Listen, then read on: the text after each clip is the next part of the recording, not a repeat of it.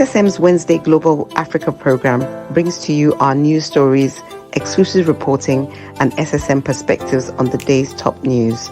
Plus, the inside scoop on Africa's most important developing stories. Join us on Wednesdays, 11 a.m. West African time.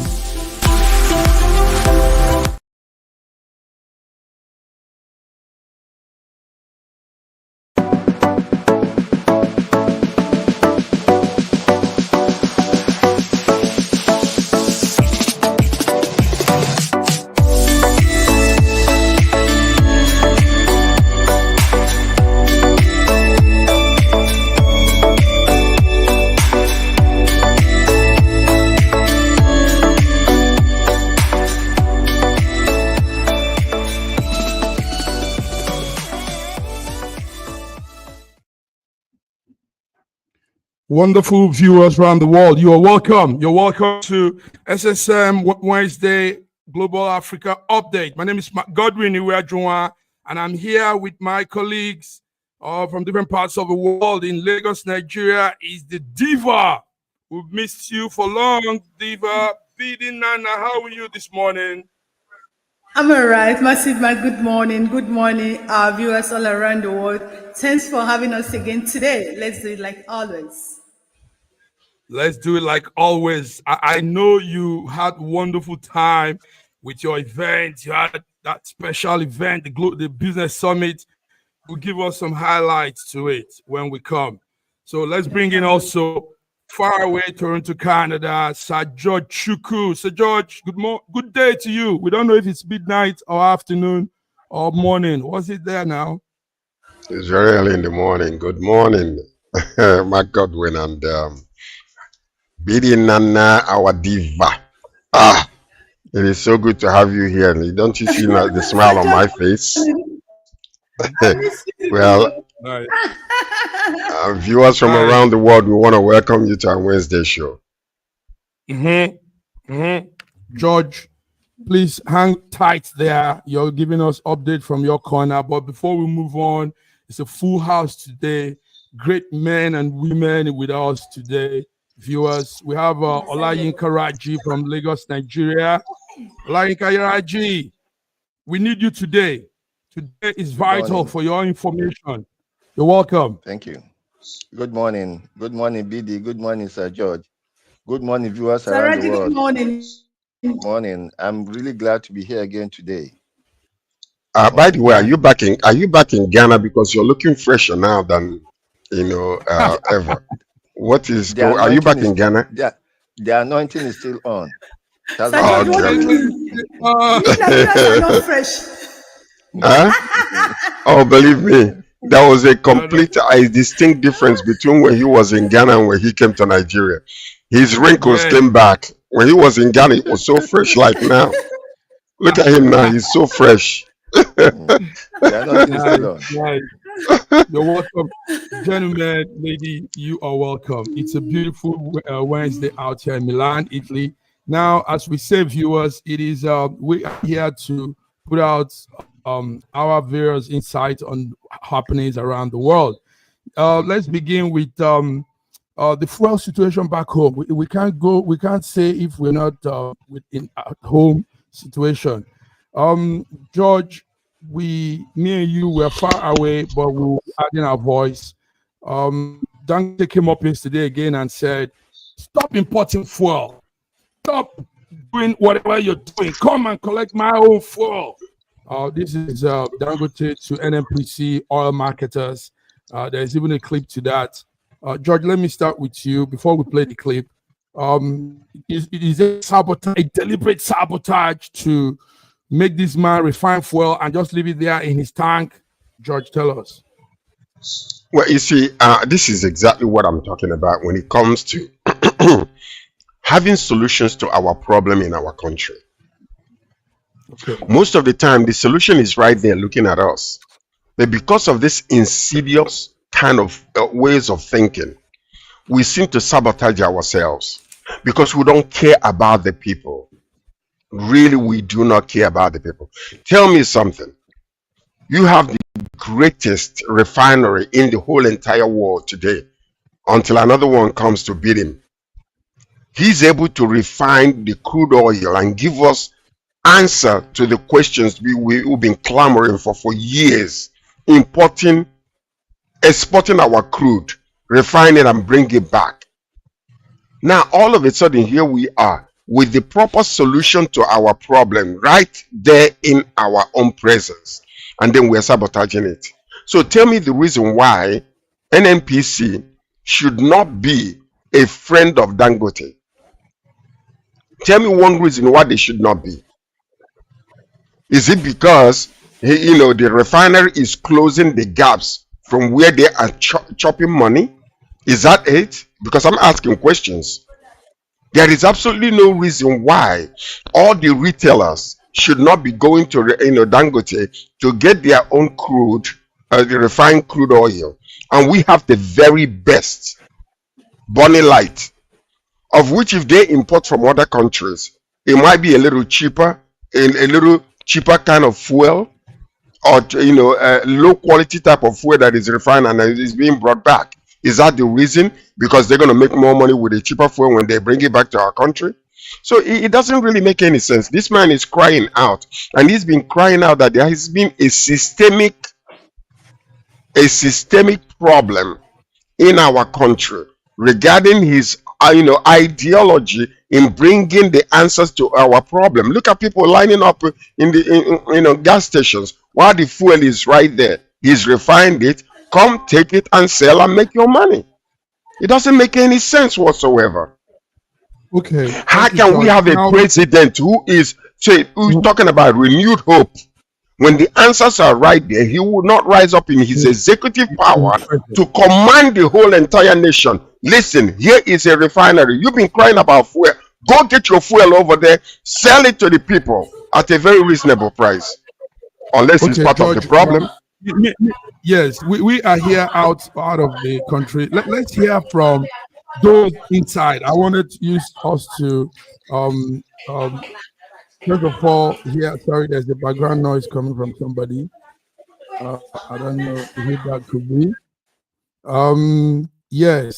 Yes. I hope you guys can hear me now. Raji, I hope it's not your end that we have that background noise. But before we come in, let's hear it directly. Let's hear the producers. I have a refinery. I'm not in the business of retail. If I'm in the business of retail, then you hold me responsible. But what I'm saying is that the retailers should please come forward and pick. If they don't come forward and pick, what do you want me to do? That's nothing that I can do. So I am expecting either NNPC or the marketers to stop importing. They should come and collect. We have what they need. And, as they remove, I'll be pumping. I don't know whether you understand what it takes to keep 500 million liters inside our tank. It's costing me money. Every day, if I will be able to collect the naira, I can actually charge somebody 32% in interest. So right now, that's what I'm losing. And you are talking about 500 billion. We don't print money, but the issue is that if they come and collect, then you will not see any queues in the filling stations. We have what it takes for them to come and collect. We are not retailers. We also don't have trucks to send. We have a factory where we can load. If they come and pick, they will go and distribute. And they've been doing that with importation. So if they've been doing that with importation, if it's true they are doing 55 million, I see no reason why they won't come and collect our own and distribute. Yes, gentlemen, BD, tell us what's the true situation. What is it like there in Lagos, Nigeria, with this? What Aliko Dangote has said. Yeah, Aliko Dangote actually said. He said that his refinery can actually produce 30 million liters for Nigerians on a daily basis. And he's calling Nigerians to come and take fuel from his refinery. But from all indication, it's obvious that they don't want to go take from Dangote.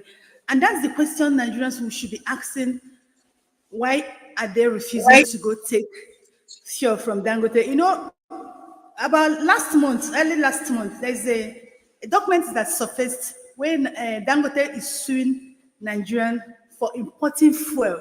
And when he was confronted, he said that was last year before he said, but we know that they were lying with that. Now, if you're in Lagos, you notice that the tanker driver that used to block the expressway from Oshodi, Bagada to Apapa, that Nigerian Lagos state government gave them order last year to move. They left. They are back now. And why are they back? It's because they are queuing to get fuel, because all the tanker fuel in Nigeria, about 95% of them are in Apapa. So if you come to Lagos now, from Oshodi to Apapa, the road is blocked. They have blocked that road. The tanker driver, they have blocked it. The queue is even affecting motor users. Now, the question we should be asking, why is it that there is fuel in Ibejuleki, Lekki Free Zone, Dangote, and they are queuing here to get fuel? That's the question we should be asking.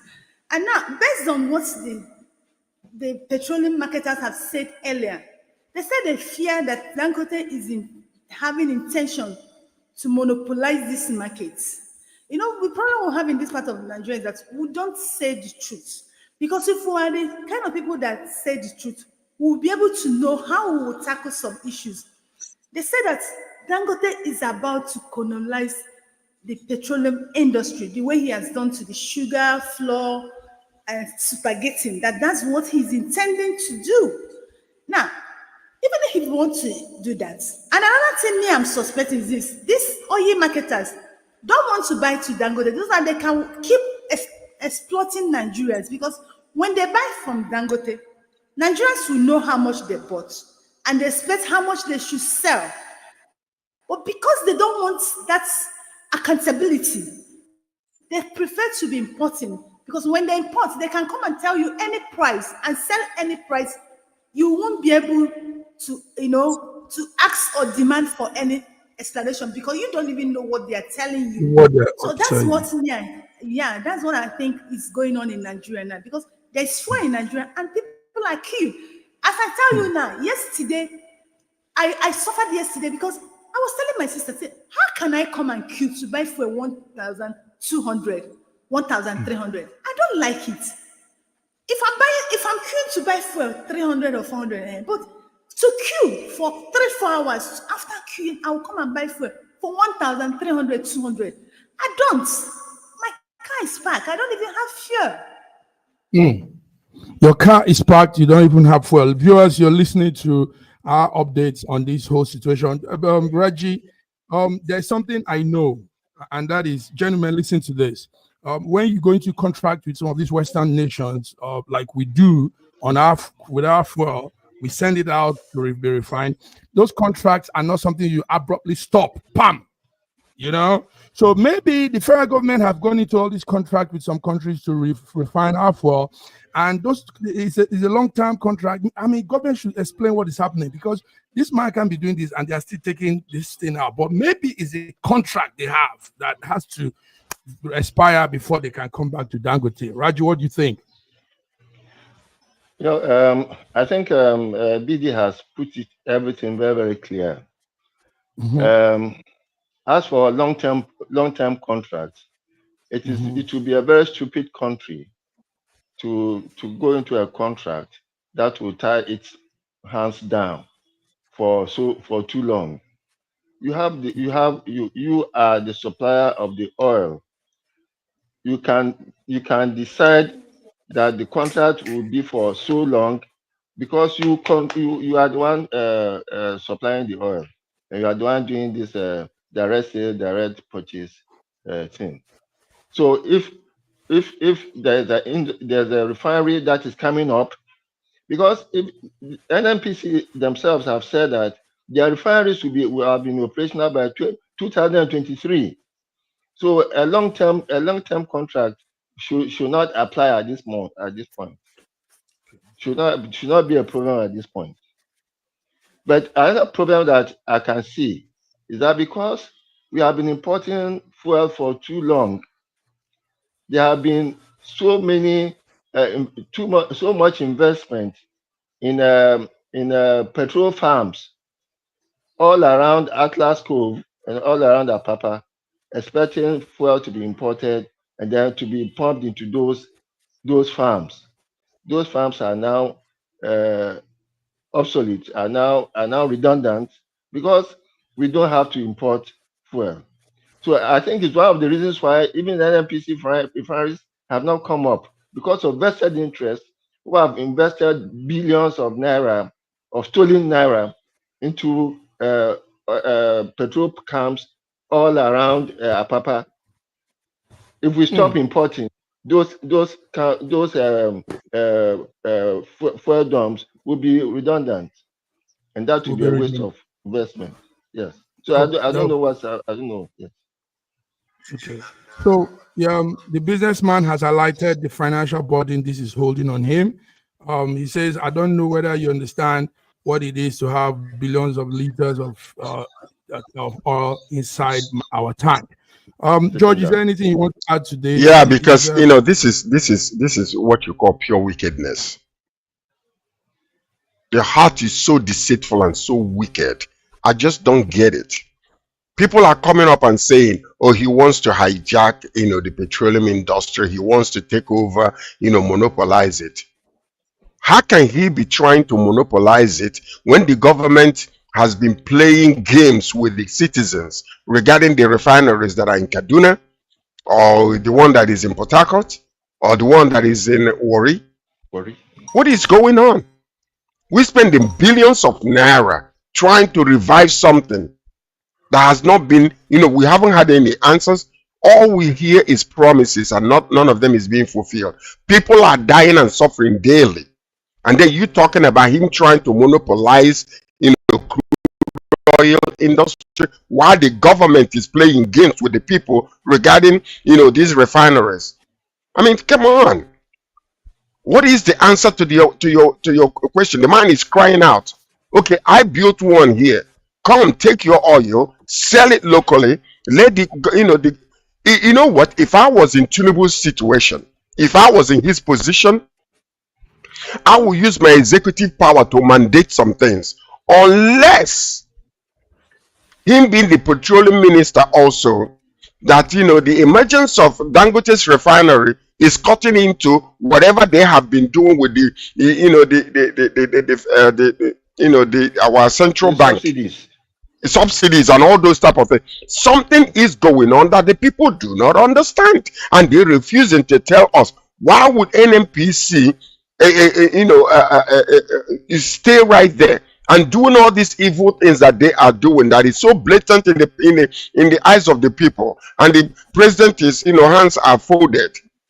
Unless there is something they're hiding, they don't want the nations to to understand. Unless they are still fueling this poverty mentality and poverty system, so that people will become so deplorable. Whenever they throw crumbs on the ground, people will start crying, jumping up and down. That's exactly what we are seeing here.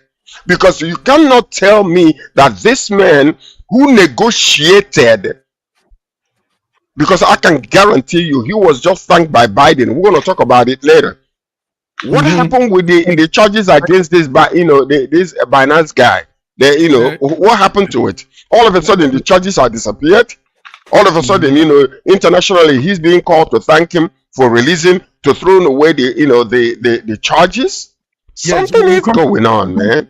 Something is going on. We need to really come to terms with exactly the truth on the ground and find out who is manipulating the situations. And I don't think, with all due respect, our president, sir, you need to be transparent regarding NNPC, regarding the sufferings of Nigerians and the solutions to it, which Dangote is part of the solution.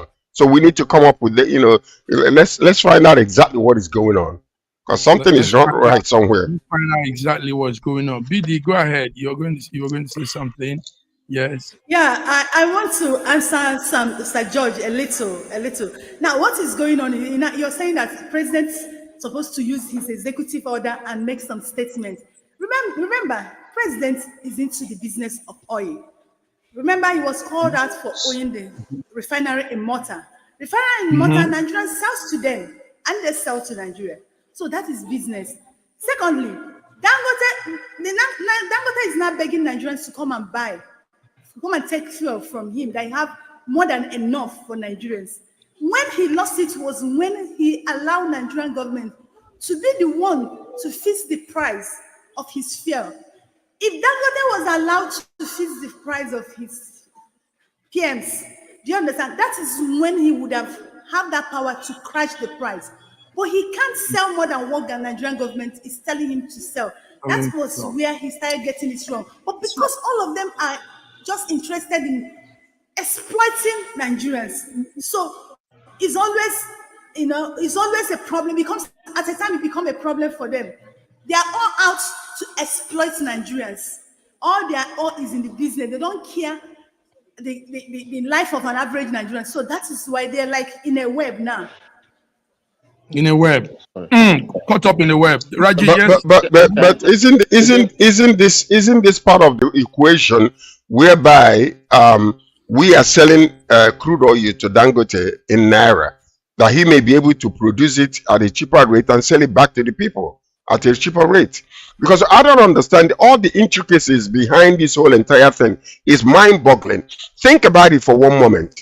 Subsidy is gone, they claim, and yet they're still paying subsidy. And while they're still paying that subsidy, secretly, the price of fuel had quadrupled. How is that possible? How is that possible? Because these are oxymoron. I don't understand it. How is it that you say you're not paying subsidy anymore, but when you go to the analysis of the whole entire equation, you're still paying subsidy, but yet the price of our refined fuel has quadrupled and still remaining there, and it's even going higher. So how is that possible? Raji, go ahead. Raji, you were going to say something. Go ahead, Raji. Somebody made a post that the government is doing business with the people, and is looking at the citizens as customers, and therefore, as much as they can squeeze out of the customers is what the government is doing. The government is just doing business with us. And then the wickedness and the indecency in the government is that is weaponizing poverty, reducing Nigerians to the barest minimum. To the barest minimum. Will not even have the voice to shout out. Yes.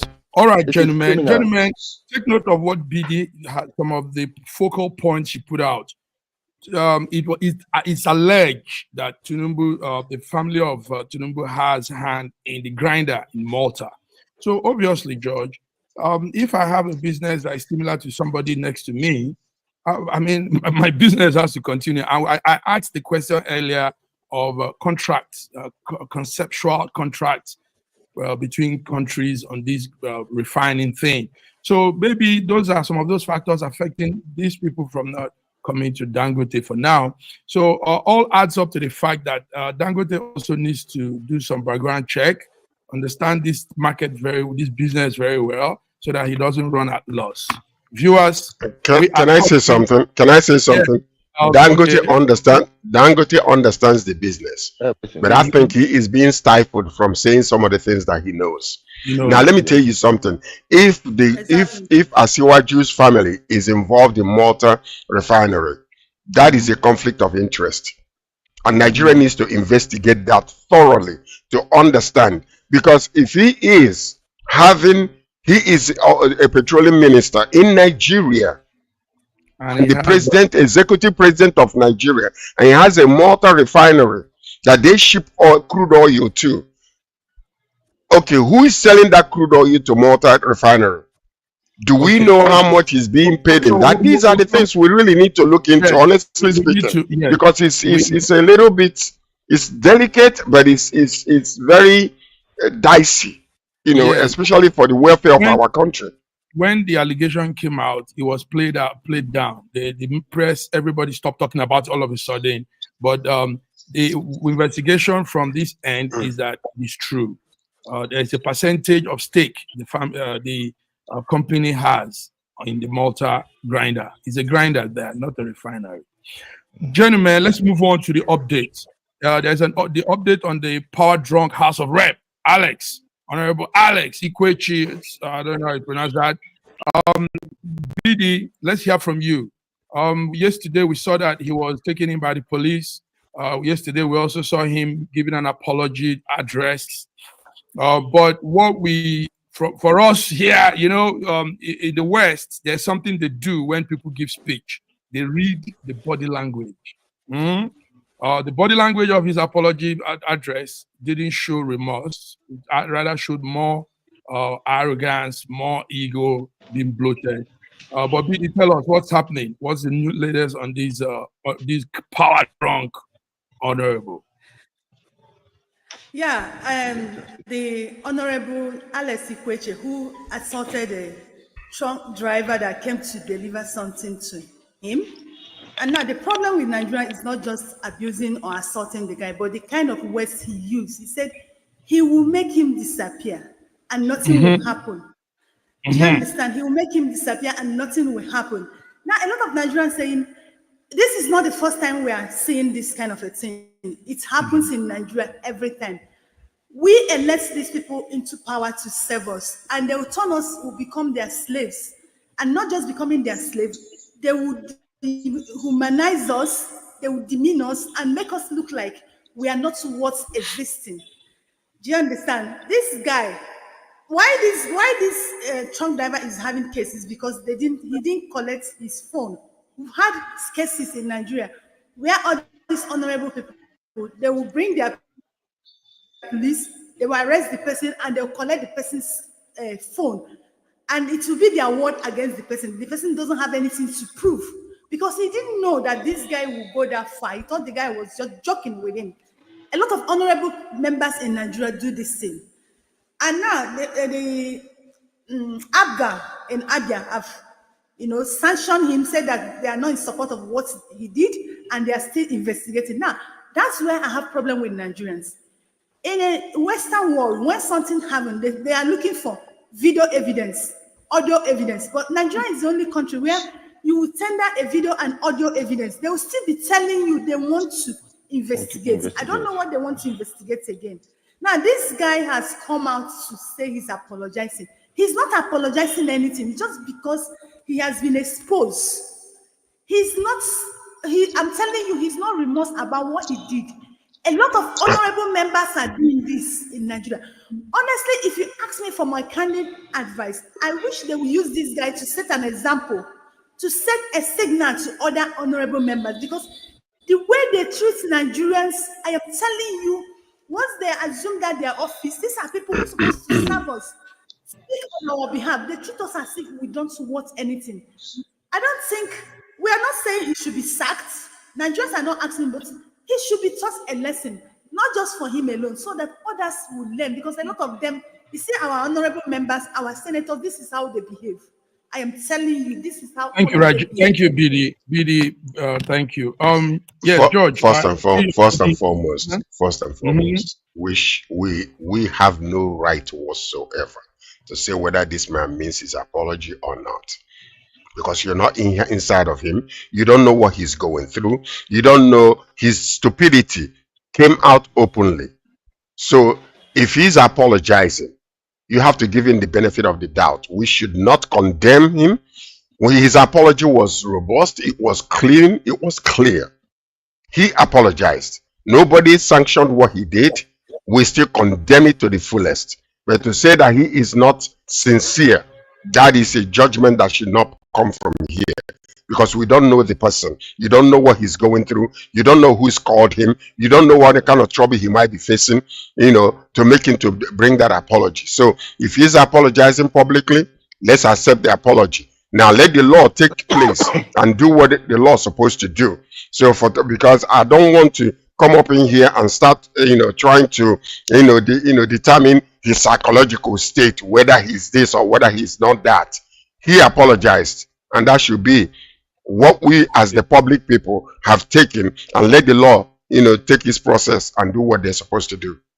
Thank you, George. Straight up. Raji, why BD will come to you. Let Raji speak. Why we are also emphasizing on this at this point in time is because the country is tensed up, George. The country is tensed up. A lot of these things happen and we play down. And these are some of the root causes of our problem.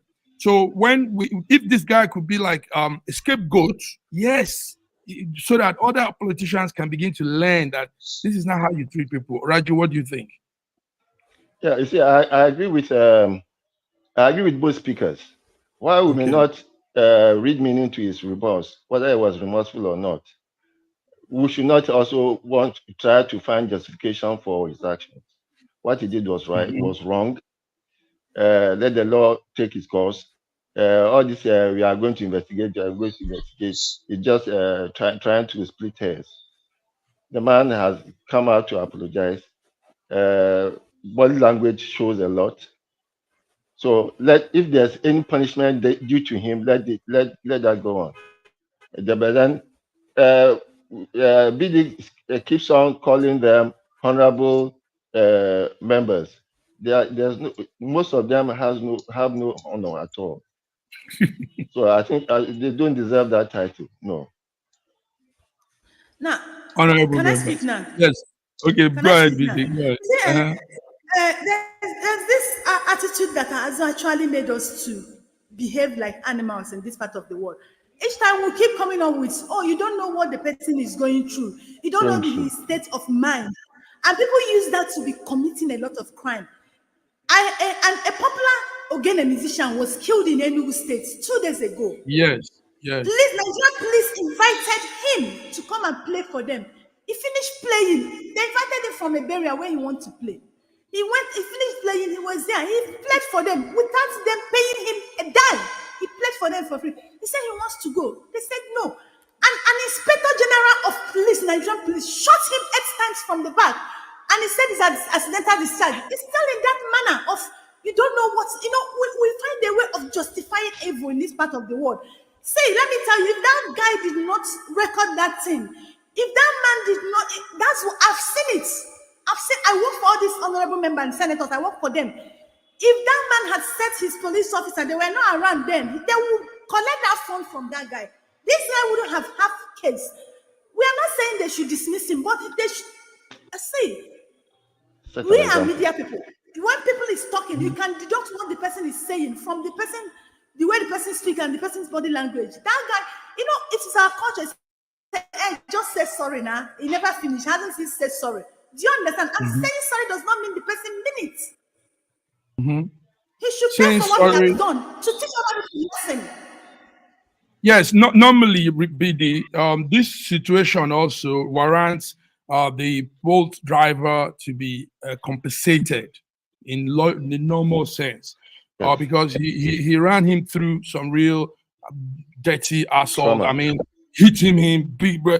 Look at you, I can make you disappear. Then the other thing we're saying about the sentence disappear is how many of this kind of thing has happened, and this guy probably had made people disappear and nobody has stopped, because he seems to have a way of making people disappear and nobody knows about it.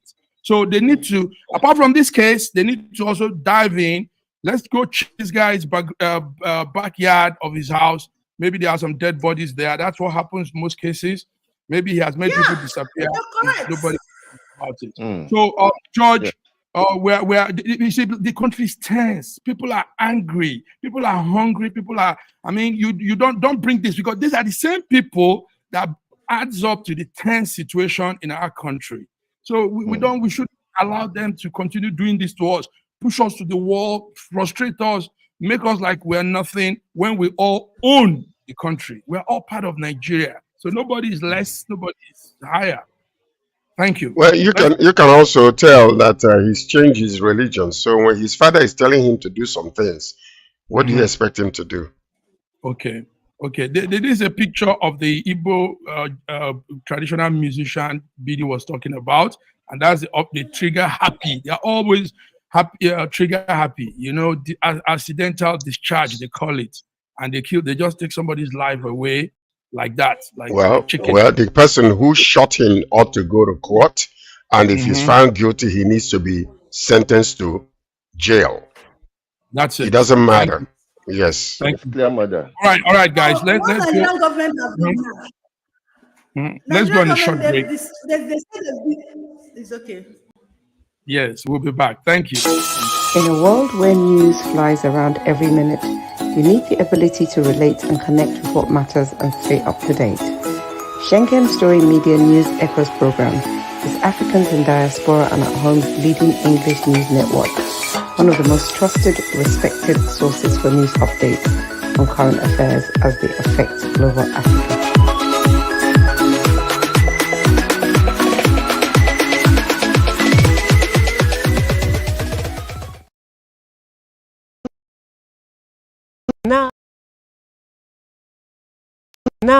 Nigeria, we hail thee, our own dear native land. Though tribe and tongue may differ, in brotherhood we stand.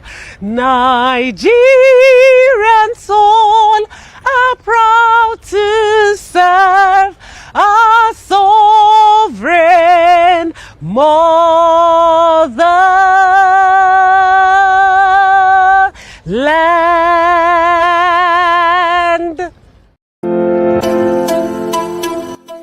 SSM's Wednesday Global Africa program brings to you our news stories, exclusive reporting, and SSM perspectives on the day's top news. Plus, the inside scoop on Africa's most important developing stories. Join us on Wednesdays, 11 a.m. West African time. Yes, you're welcome back, gentlemen. Welcome back, viewers. SSM Wednesday Global Africa update. George, thank you for being around, taking that early morning pain to be here. BD, thank you. Long. Before we go into the next topic, let's talk about this situation in Raji. Let's talk about what is happening in Ghana. Let's come to some other African country. Yes, Raji, I hope you have that update. There's a pathetic occurrence in Ghana, and that's our closest brother, closest sister country. So whatever happens there also affects Nigeria somehow. We know Ghana is going towards the poll, is going for the poll by December, and you have different parties, but we know there are two major parties. So, but one of those other party is the Ghana Freedom Party, JFP, and it has a very interesting woman as its founder. Somebody that has not been to the walls of education, but she was able to pull up. You know, she's done well in her business as a farmer, and now she's also a politician. But sadly, she passed on Tuesday, early hours of Tuesday. Raji, what happened? What did you people do to Akua, Donkor? Akua Donkor. What did Raji? What do you know about Akua Donkor's death? Well, first, my condolences to her family. She was a great man, a great lady. She was able to bring herself up from, and then you see that she was imbued with serious political acumen, and that she was really interested in the progress of her people. My condolences to her. It's a pity that she died so soon. I'm not so sure about the circumstances of her death, but I hope that it is natural, and that there was no hanky-panky in her death. Okay, yes, there was no hanky-panky. Thank you. Viewers, that's a picture of the lady there, Akua Donkor, the founder of the Ghana Freedom Party. BD, I hope you're there now. George, when we see things like this, it doesn't discourage us. A woman from nowhere, know much about her academics and all that, but she pulled through. And do you know something? She was getting the attention of the people. The people were really loving her. Now, what I saw from that was probably Ghana was heading to having the first West African female president, you know, and all of a sudden the hope were dashed. What do you think, George? Well, it tells you that education, going to university, is not where all the education comes from. There are some what I will call educated derelicts. You know, they went to school, they passed their exams, they got their degrees, but they're not enlightened. And many of them cannot achieve what this woman without education had achieved in Ghana. It is very sad that she passed so young. I wish she would have been around, but you could tell that she's a superwoman, a powerful force to be reckoned with. You know, with the kind of inroads she's made into the political landscape in Ghana, you know, is very, very admirable. So I really extend my condolences to the family for such a powerful force to have exited so early. And I wish she had lived a little longer to see some of her dreams come true. Oh dear, thank you, George. Powerful words there. Last time, gentlemen, BD, I hope you're okay now. We were talking about the new Commonwealth General Secretary, who is also from Ghana, Shelley. And now we see all these women pulling up, coming to the global stage. BD, how do you feel with the passing away? First of all, how you weren't here on Monday. That's Shelley there on the screen, the new Commonwealth General Secretary. What will you say about her, BD? Well, each time I see women, you know, getting in the top position, it makes me happy and it gives me hope. And it motivates me more. And it not just me. I wish it would do to other women what it does to me, because when I see these women, it makes me happy, it gives me hope, and it encourages me to keep pushing. And I believe that a lot of women would look up to them and drive more. Now, coming to the woman that died, you see, you talked about education. Education, I've come to realize that education does two things to people. And what is education? Education opens you up to more opportunity. That's what education does to us. Do you understand? What the most important thing, it is you yourself. The boldness, the courage to persevere and to go, it is what makes the difference. You might have the education, if you don't have that boldness, that courage, you might not make any change in your life. And that is why you see women like this, what they have is boldness, the courage, they have it. Even without the education, if this kind of woman could tell you what she has gone through in the hands of those professors who will want to several times talk down at her, do you understand? Demean her just because they don't have the certificate. But this kind of women something will not deter her. When I see them, it's not just for me, it's for, I believe that I wish that African women could look at this woman and say, if this woman can do it, me too, I can do it. They are a source of motivation to African women who want to be motivated, who want to be lifted. Now, another thing is this. They said nothing happened to her. Who will ask? Who will tell us? Mm-hmm. It shows you how Africans are still. Do you understand? Because we are quick to get frightened, more especially when it's coming from the opposite sex. Yes, that's the truth. When an opposite sex, we have not grown to that. In Africa, is doing what, in Africa, our mindset, they are a place for a woman. It just maybe few of you who have traveled, who have left the shores of Nigeria will understand that everybody can play the open field. But in Africa, many of us believe that there is a place a woman belongs. And when you want to cross that place, it becomes a very big threat to us. Thank you very much, Bishop. Yes. Also, update on that is that the Electoral Commission of Ghana has officially also directed that they nominate a new presidential candidate for that party, GFP. And they are saying that if they don't do that before I think this week or so, next month, that probably the party's presidential nominee on the ballot paper will be taken off. So, Raji, put an eye on this whole thing. I think the best thing for the party is to nominate somebody quickly, bring somebody up, because somehow they are getting the attention of the citizens. Okay, viewers, now let's go to other stories making round.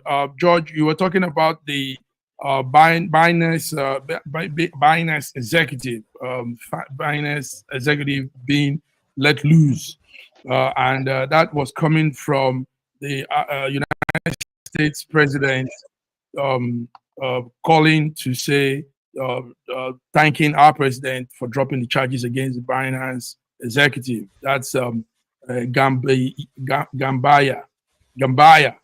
So, George, what do you know about that story again? Tell us what you know. What we know is that the charges were dropped, but the diplomatic negotiation that took place, we never knew anything about that. But suddenly the charges were dropped. So now, with the thanks, the appreciation from Biden, will tell you what went on behind the scenes. It must have been negotiated, for the charges to be dropped, and that was actually abruptly dropped.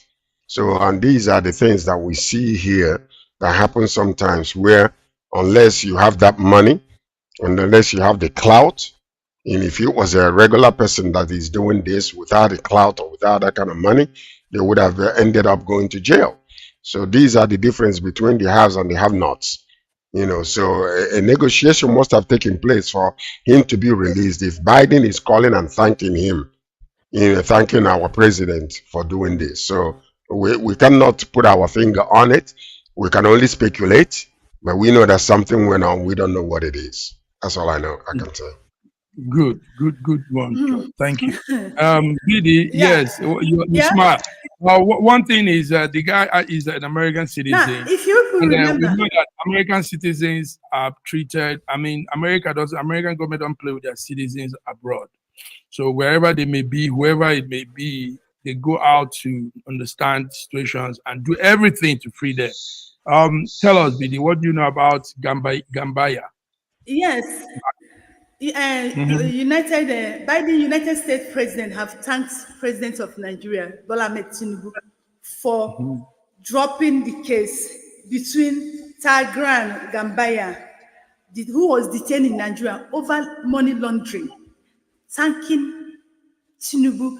Now that brings me back to when this Binance case was raining. In this platform, I made a comment which other people attacked me. I said, Binance case in Nigeria can never be successful without the involvement of Nigerian government and people that matters in the country. You remember that day, it was a very big controversy in this stage. I said it. Now, they have dropped him. Do you know what Binance did to Nigerian economy? These people messed us up. They messed up our economy. I said it. They can't have that successful interference in a sovereign state like Nigeria without the involvement of people that matters in the government. And it's obvious, it's showing. I said something here the other day. I said, we know how our president came into power and we know all the problem he was having. And our president went into an agreement with the Western world. They gave him something on the table. This is what we want. If you do all these things, we let every of your accusation go and we back you and you will rule. And he obliged to it. If you see what bank has been doing in Nigeria, the kind of policies they are bringing in Nigeria, and Bola Ahmed Tinubu is implementing, you know that the Western world is the problem Nigeria is having. They just drop that kind of money laundering. To them, it doesn't even mean the life that has been wasted, the economy that has been wasted is nothing, and they are thanking themselves. Well, that's what we wanted, Nigerians. That's what we wanted, and they are giving it to us. I don't have much to say. have a lot to say. Tell us anything you can. Raji, there you go. The two leaders exchange pleasantries. Biden thanking Tinubu for his partnership and Nigerian partnership in this issue. And BD is telling us that this guy really rendered a lot of people broke. Many homes failed as a result of his business. What will you say, Raji? I don't think the Binance guy wrecked any families. Which people actually are involved in money laundering? It's not the average person on the street. It's the people in government. and they know how they move their monies around. The monies they receive from ransoms and all those things. So it's all paddy government that we have, and we have a gangster in government as the president, and he's doing what gangsters do. Sergeant and gangster. Sergeant and gangsterism. He's always using the word gangster. Actually, that phrase, as I said, we were using that phrase in the initial time of the presidential campaign last year, because what we did here was we studied the APC government and so many, and it was likened to the Italian gangster family way of governance. And that's exactly how they do their thing. You know, there's this force, coercion, putting people in, threat and all that, using that to really launder money and all that. And it was working for them until the government came and squashed it. Now, the former speaker of Nigeria who spent 5 years in the prison, who just came out, is he not still in money laundering? And now you're releasing someone just by negotiation, by talking. Okay. But, can we be careful here? Because number one, the case was in court. And then there has been a lot of, two sides of the stories about this particular situation. You can actually, it was alleged that this guy did money laundering and was being charged with it. There's nothing. But when you really look at it's an allegation, my dear. What are you talking about? Until they are found guilty, they are innocent. So don't do that. Let me finish what I'm saying.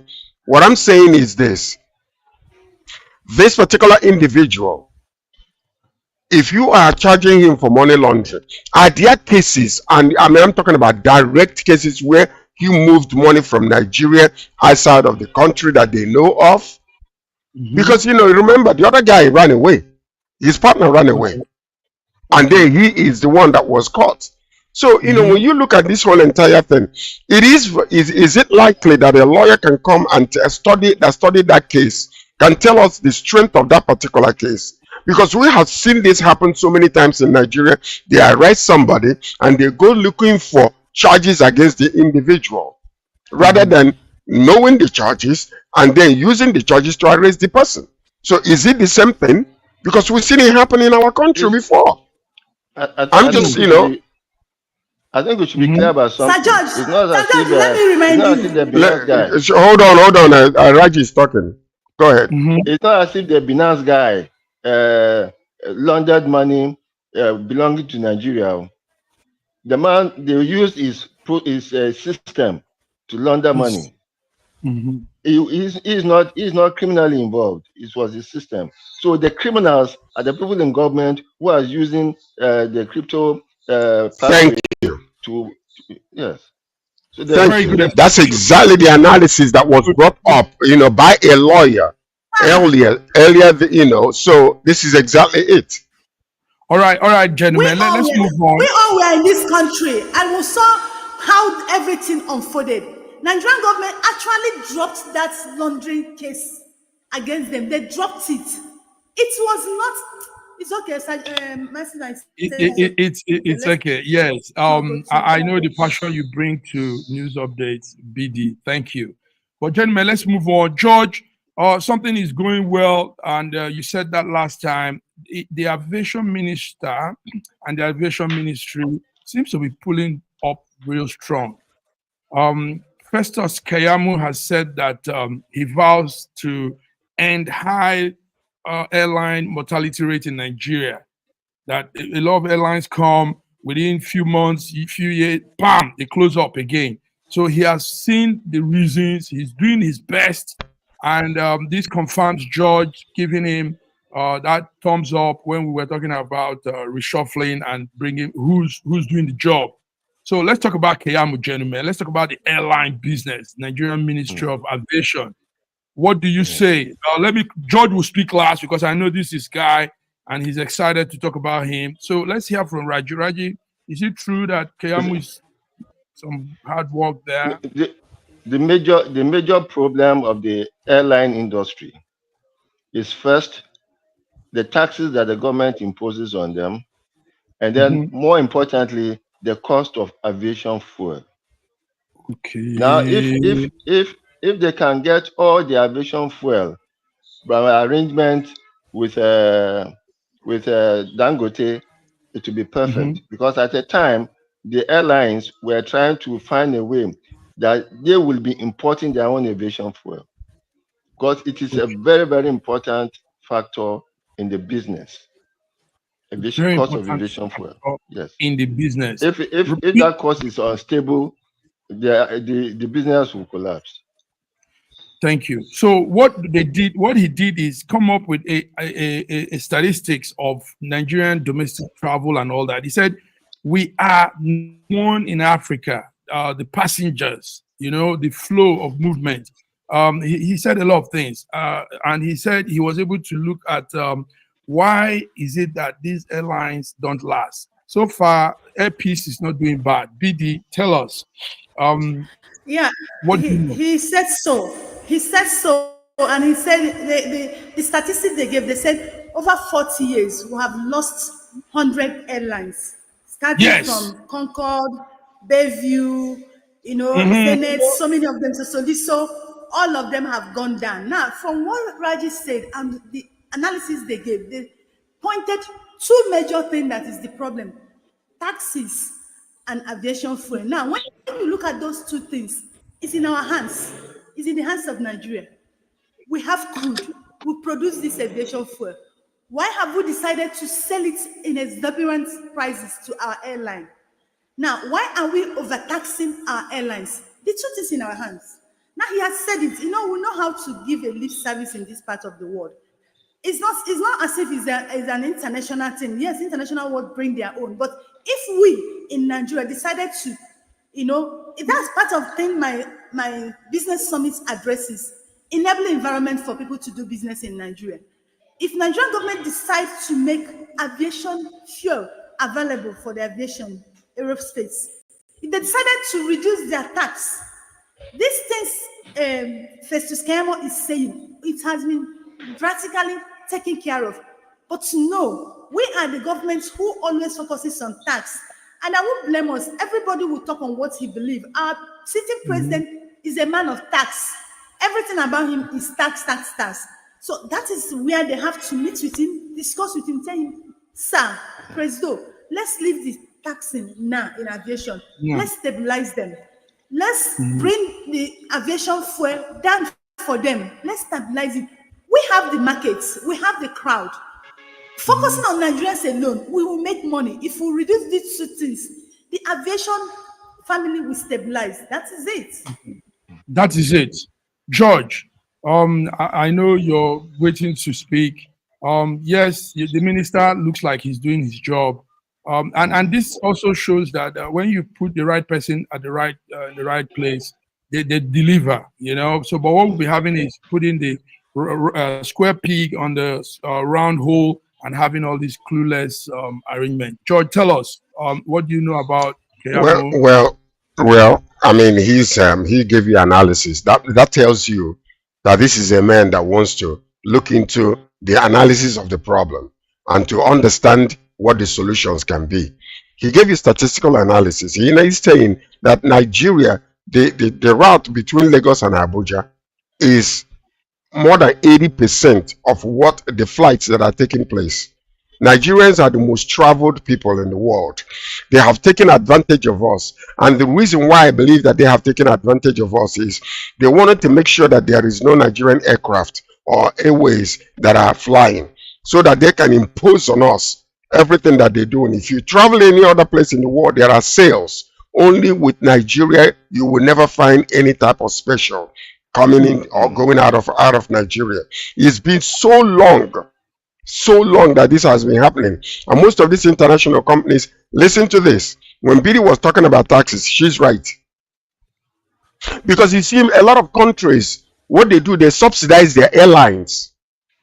And they subsidize them to the point of detrimental position to our own airlines, so that they can now fumble and then go out of business. So these people can continue to manipulate us and use us. So now I believe that the government, based on what Festus Kayamo is doing, Festus Kayamo is working on making sure that there are direct flights from Nigeria to Canada and to the US, and they're starting it.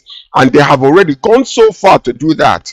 And it's going to be the first direct flight that doesn't stop anywhere else, just from Canada straight to Nigeria, from US straight to Nigeria. He's working diligently on that. And this is what tells you when a man is efficient in his ways. When he talks with confidence. The man was talking and he was, assuring these 10 years of Alin Onyema's APs that he would do whatever it takes to ensure that this company stays afloat and continues to prosper and to do. See the manipulation that took place when he came to to Britain. They would not give him any space at the main airport. They took him to Gatwick, and yet in there they're trying to manipulate and to frustrate the heck out of him. And that's exactly the things we see. And one of the great things, let me tell you one great thing. He's threatened them. You continue with this, we will retaliate. He said it. And when he said it, that's when they started backing off. Yes. And so you see, and we have the power. Yes, so when it comes to the fuel that we're talking about, Dangote is already producing those fuels for us. They are. Okay. It's part of what they are producing. So now we have everything that we're supposed to have, according to what Billy just said. It's all in our hands. All we need to do is to activate them and make sure that they continue to go, in order for the people to get a little, let the poor people in Nigeria, rest for a little bit. And those that are traveling, let them rest. We have what it takes. There's still one aspect that we have to look at, and that is what they call the C check, where the plane will have to go for C check on a regular basis. That is a very, very expensive venture for every airplane that is flying international. There was a time when Nigeria wanted to set up a C-check center at MMA. I don't know what happened to it, as with all government ventures. And there was also a talk by private concerns that they needed to have. You have to have I think they have it in Ethiopia. I don't know whether the C-check, where any plane has to go for a regular check, especially if you are traveling international, so that you can certify insurance things. Yes. Thank you very much. And because of listen to this though, the final thing I wanted to mention is the fact that we are being invited, all the airlines are being invited to Ireland. Okay, and then this is the very first time that they are, and that tells you how effective Festus Kayamo is. To have the whole airline proprietors and everybody to come there, let's have a meeting, and that's where they're going to meet all the Boeing 747 manufacturers and everything. They're going to have a meeting, and then we'll decide how they can be leasing these jets, which they have not been doing in the past. And part of the reason might have been that a lot of Nigerians, they go into this business and they lease these aircraft and they're unable to pay and eventually go bonkers. So now there's a renewed hope in this area with Festus Kayamo, and I give him several thumbs up for what he's doing. He's a fantastic young man, and continue, my brother. Viewers, you are hearing two. I give you several, two from me and two from Raj. We're here on our Wednesday Global Africa update. Today is burning real hot. Yes, you've heard George and everybody. We have the population, we have the traffic, we have the people. So it's surprising that we're having these issues with our airlines not surviving. That's the question, and we've said it well. Now, the network has given us 6 more minutes. Let's crop it up with this information. There's this thing they call the off-season governorship election, off-season, and three states in Nigeria fall into that category. Ondo State is coming next. We've had Edo, we've had Ekiti, Now, Ondo State is coming on the 16th of November, not too long from now. Gentlemen, we will be putting our searchlight on Ondo State. Who's the man that will be there? Who will be taking on the helms of affairs of Ondo? Is it the present governor, Lucky Ayedatiwa, or some other new people? Yes, tell us, Raji. Lucky Ayedatiwa, is that the man that might come back again? Is it, when you do an interpretation of that man's name, the man is Lucky, and Ayedatiwa means that the word has become ours. So it seems as if there's a prophecy coming in, because he had a lot of issues with the late governor, and then with the party who were trying to shunt him out. But now DTM, the word has now become his. And I wish him the best of luck. Okay, so George, we have other parties there, but APC looks like they are trying to make sure they get that place again. Yesterday we saw APC appointing Akonde, Sanwo-Olu, Akpabio, and all of them to form as a subcommittee so they can really grab that state. George, do you think they will grab that state? You know what happened during Jonathan era? Asiwaju and our former president Buhari came together, and they joined forces together. You know what they're trying to do right now is, because there are no ideological differences between the political parties in Nigeria, it's all name only. You know, when they capture them in crime, they jump into the ruling party and they're safe. That's their refuge city there. So now, I honestly believe that in order to combat what is really going on, because if you saw what happened in Edo State, you will know that it was nothing but the APC government went and hijacked the election there. They did it, and they didn't care. It was wide open. They did it. It was clear. So now, all the political parties in Nigeria need to sit down and talk. Because you cannot have a major political party. Most of the PDP members crossed over to APC federally. They've crossed over because that's a safe haven for them. Whatever they do, they can get away with it. But right now, the time has come for the political parties to sit down and discuss. Put down all their names and put it in one basket in order for them to be a force to be reckoned with against the APC government. But I can tell you what, as it stands right now, Asiwaju will be there for 8 years. This 2027 election, the same thing that happened with the same thing that happened to Buhari when he was asked, "Oh, what if you lose in your second term?" He said, "I will not lose." Go and ask Asiwaju. Asiwaju will tell you, "I will not lose." No, George, we're not talking of presidential now. We're talking of the governorship election in Ondo on the 16th. Let's hear BD. Go ahead. BD, go ahead. You see, the truth is this. You know, most times we Nigerians who don't like to accept the truth. The truth is this: APC is taking over that state. I've said it earlier, and I'll still say it. With the kind of government that APC is running in Nigeria today, I think the best thing Nigerians should start doing is to start boycotting elections. Because I keep asking, what is the need of wasting the kinds of funds they waste in election? Because at the end, they will still take the states they want to take. You saw what happened in Edo State. Do you understand? The APC have devised a way of imposing themselves on Nigerians. So election don't count again. So do you understand? So it's going to happen in Ondo State. Except there's another word I used to say. Except Ondo. See, let me tell you the truth. APC are voter stealer. They are thieves. For you to defeat them, you have to learn how to steal more than them. And if you can't steal more than them, boycott election. That's just it. That's the truth. All right, gentlemen, listen. It's been fun here. Also today we heard there will be the screening of the new ministers. Let's keep ourselves alert on that. Gentlemen, thank you. we've used up the time the network has given us. So, Raji, put your eyes on Ondo for us. Ondo, November 16th. We'll be having live coverage from here.